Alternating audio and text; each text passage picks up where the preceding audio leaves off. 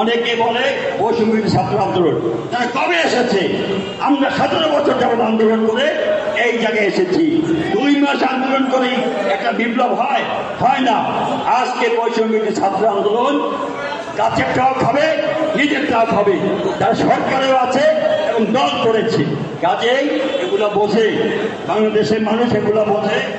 বাংলাদেশ জাতীয়তাবাদী দল 17 বছর যাবত আন্দোলন সংগ্রাম করেছে। তারপরে সেটাই ফসল আজ এই ইঞ্জিনিয়ার গভর্নমেন্ট, এই ইউনূস সাহেব। আজকে ইউনূস সাহেব বড় বড় কথা বলে। তাকে বলতে চাই, আপনি অবিলম্বে আমাদের ভারপ্রাপ্ত চেয়ারম্যান যে সময় দিয়েছে, আগামী ডিসেম্বরের মধ্যে আপনি নির্বাচন না দেন, তাহলে বাংলাদেশের মানুষ কিন্তু আবার জেগে উঠবে। আপনি কিন্তু আপনাদের সম্মানটুকু আপনি খোয়াবেন না।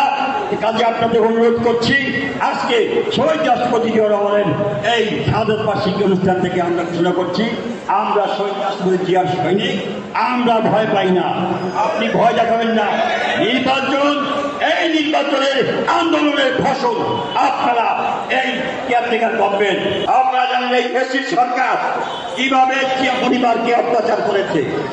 তাকে তখন তারেক রহমান এর বয়স 4 বছর, তাকে নিয়ে ক্যান্টনমেন্টে ছেড়েছিল আমাদের দেশের যেরকম খালেদা জিয়া দীর্ঘদিন।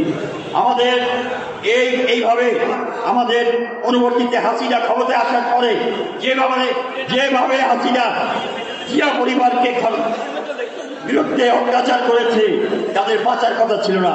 তারেক রহমানকে দেখেছেন কিভাবে ঝুলিয়ে মাথা নিচ দিয়ে তাকে অত্যাচার করেছে। আর